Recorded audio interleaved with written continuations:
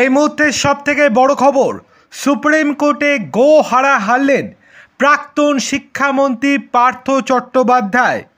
যখন একের পর এক জামিন পেয়ে যাচ্ছিলেন তখন পার্থর মনেও একটা ক্ষীণ আশা জন্মেছিল যে তিনিও জামিন পাবেন, কিন্তু সুপ্রিম কোর্টে আজকে যা রায় দিয়ে দিল তাতে করে তার জামিন পাওয়া তো দূর, সারা জীবন জেলেই কাটাতে হবে এমন সম্ভাবনা তৈরি হয়ে গেল।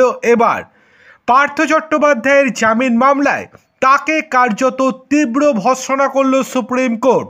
বিচারপতি সূর্যকান্তর কাছে তার আইনজীবী আবেদন করেন যে এই মামলায় বেশিরভাগ ব্যক্তিকে জামিন দেওয়া হয়েছে, এমনকি অর্পিতাকেও ছেড়ে দেওয়া হয়েছে, তাহলে তাকেও এবার জামিন দেওয়া হোক।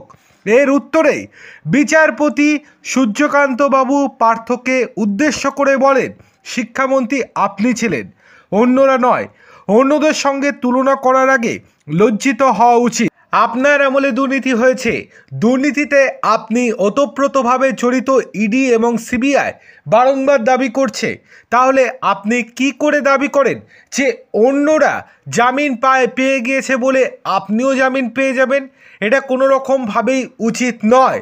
সুতরাং এখান থেকে পরিষ্কার হয়ে গিয়েছে যে পার্থ চট্টোপাধ্যায়ের মনে যে আশা ছিল যে জামিন পেয়ে যাবেন তিনি, শেষ পর্যন্ত সেই আশায় জল ঢেলে দিল সুপ্রিম কোর্ট, অর্থাৎ তাকে জেলেই থাকতে হচ্ছে।